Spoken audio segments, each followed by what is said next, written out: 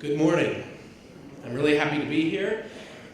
And I really want to introduce you to the maker movement. And if I could, I would do that by taking you to a maker fair, which I created and is really a celebration of making in our culture. And if you kind of want to think about why this is perhaps subversive to education, I would have you get out of your seat and go to a maker fair and walk around and see all these things.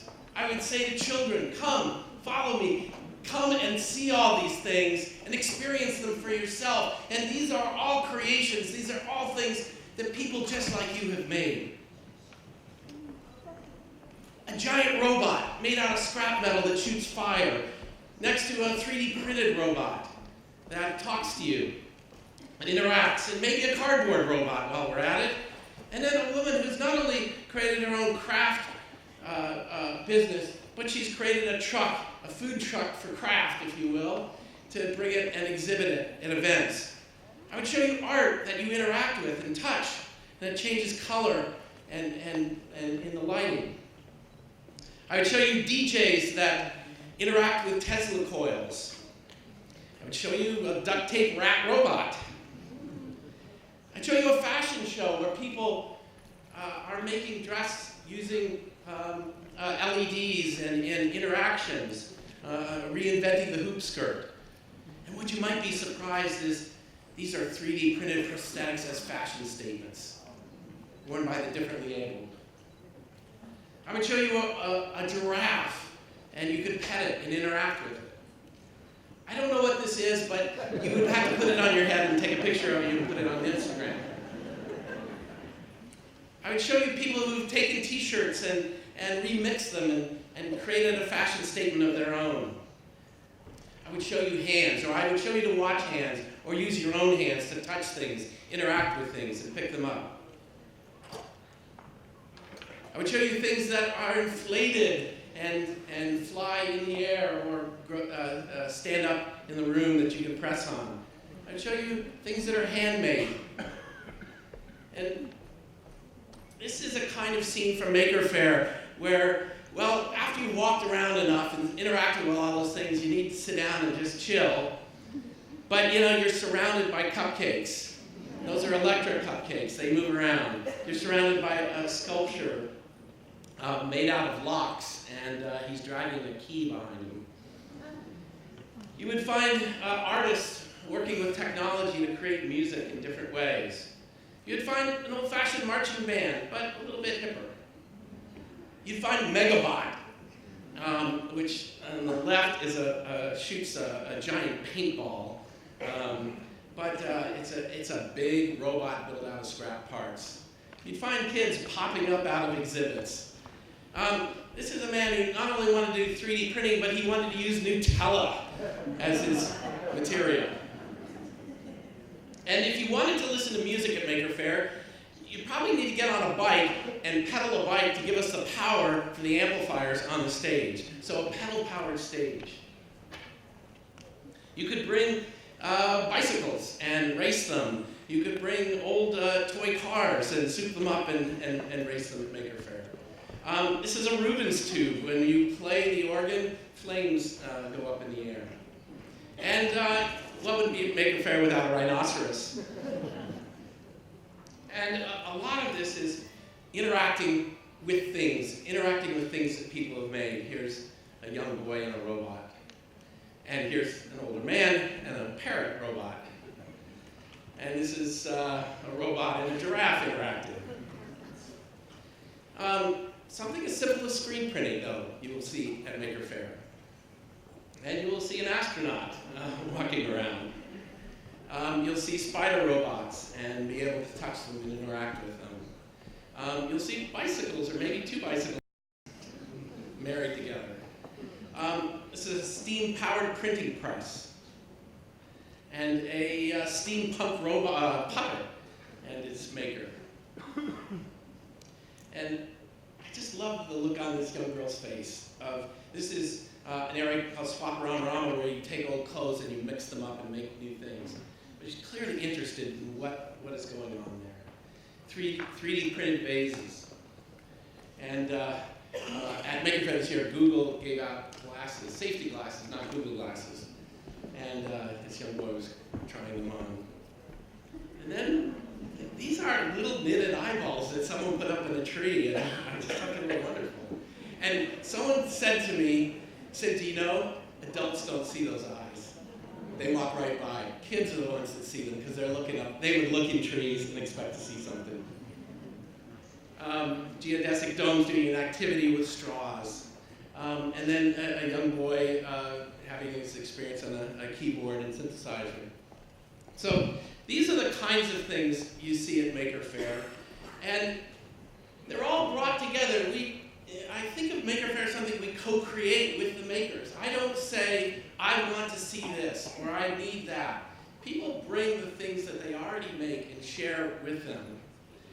And I think the idea behind it is to try to get people to see themselves, once again, as creators and makers and producers, not just consumers. And to see that the things, even the title of this conference, To Shape the Future, is something you have to make the future, you don't buy it. Maker Faire has spread over, that was our 10th year in the San Francisco Bay Area. But we began getting interest in other people doing Maker Fairs in other cities. Last year we had 131 Maker Fairs around the world. Over 750,000 people experienced a Maker Faire. This year we'll probably have 160 to 200. We launched a program for school Maker Fairs, like science fairs, to happen. But I think last weekend there was a Jerusalem mini Maker Faire. So it's something that we see in China, in Shenzhen. We see it in Rome, in Tokyo, in Oslo. People creating Maker Fairs and bringing their own community together. Probably the most important one we had last year was a White House Maker Faire.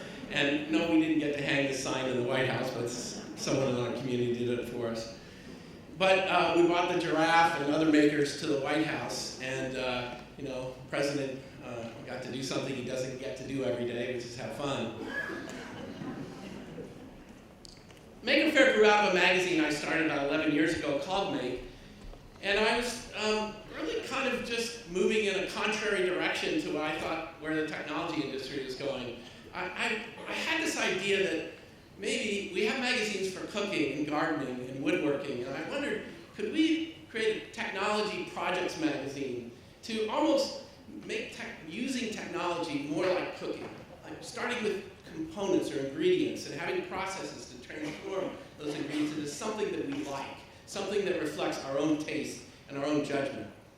This is, in our very first issue, the project we had was kite aerial photography, in which you build a rig and mount a camera and then launch the kite and take pictures from the air. In many ways, it was anticipating what we do today with drones. But this was a professor of architecture at UC Berkeley who wanted to see buildings from different angles. Looking straight down from a plane, he only saw the top of the building. Looking from the ground up, you see only limited view. He wanted to be able to adjust and get different views of it. And in that first issue of the magazine, I kind of appropriated the word maker as something that meant this is who we are. This is something that all of us can do. Some of us think of ourselves as makers, but I believe all of us have this in us, our ability to create and make and transform and shape the world around us. And while I was primarily reintroducing physical, it was in some ways a reconnecting of physical and digital. In many ways, taking what we do on screens and saying we're going to create programs and create things out in the world and interact with those things, not just in a simulated world. What I did with Make was a lot similar to something that had happened in the past with Popular Mechanics or Popular Science magazines. This is, I think, this is 1961, and it's, dad and son building a electric go-kart. And, these pictures on the right are from the magazine. I mean, there's still an electric shopping cart or electric scooter powered by a power drill. I mean, we still do these things for fun and just because we can. My working definition of a maker is someone who creates and shares projects. But at the heart of it is they love to do what they're doing. They're amateurs, and the root of the word amateur is to love. I always like the scientist on the brink of hell as a cover line. It's quite fascinating. But what we typically do is organize around projects. These are things that we give them a name. We have a start and a finish to them, or maybe we never finish them. But back to the idea of recipes, I wanted to share not just cool things, but how do you do those cool things? So if you want to create a bike that glows in the dark, if you're going to Burning Man, you might want to do that. I wanted to share not just that you can do that, but how you do that. How do you use electroluminescent wire? How do you bend it around the shape of a bike? And I think the fundamental thing that I've seen in starting both the magazine and the fair is this is a kind of experimental play. It's something that doesn't always have an end goal in mind. It's something we try, and we try things out for ourselves and figure out what we can do. So to just put some perspective on this, I think the maker movement is changing how we make things. We have new technologies. It's getting easier to make things that might have required a lot more capital, a lot more expertise to do. It's changing where we make things. We might be able to have more local production. It's changing what we make, because we may not have to mass manufacture things. We may be able to custom manufacture one of the things. And it also changes who gets to make things. And I think this is the most important part, especially when we think of education. It means that you and your children can make things. You can perhaps make them at home or make them in a makerspace or a fab lab, but you can find ways to make things today yourself. And I think that is very empowering. But I think if I were to summarize to kids particularly, and to a new generation, what's important about this is really that there's a new freedom to make things. It is a freedom of expression, a freedom to create things that reflect who you are and reflect the problems that you care about. That you don't necessarily need approval from other people. You don't even have to do this in school. You can do this on your own because you have a passion for it. And I think the maker movement is a way to look at innovation. There's people creating new tools, creating new services, new products. After last year's Maker Fair in the Bay Area, Kickstarter told us that out of maybe 1,000 exhibits, we had 100 of them had makers who had run Kickstarters, 116 or something. They had collectively raised $23 million on Kickstarter to fund new product ideas. Now, if that were a prize, we think that was pretty large. But one of the things that the maker generation is learning about is actually you don't start with a product, you start with a community. You start with people that you know and people that care about what you're doing even before you make the thing itself. I think long-term, maker movement will transform education. Reintroducing hands-on learning, John Dewey's principle of learn by doing, and really looking at how it engages kids and, in a sense, gets them out of their seats, gets them using their hands, and gets them involved in creating things themselves. And out of that, I think, comes this sort of creative culture, a maker culture, where we're trying to do new things. Some might be things that have done in the past, some might be very, very new. But I think at the heart of what's happening here is personal. And this is what I think of DIY, do it yourself. It's something that matters to me. It matters that you have your own cell phone, that you're not going to a payphone and using, something, infrastructure that someone else built. You are using infrastructure with your phone, but differently. It's personalized to you. Same with personal computer. And I think the future of a lot of this technology, whether we call it Internet of Things, is what can you do with it? And I think from an education perspective, Bruner talks about this, and I think it just fits what I see making happening in or out of school. It's a deep immersion in a consequential activity. That is play. That is having a sense that you have the time and almost lost in the activity itself. And finally, when I think of what the value of the maker movement is to education, it's not in the things we make, it's actually in the people that develop out of it. It's a mindset that they share. And I think these are some of the qualities, but chief among them is a sense of agency.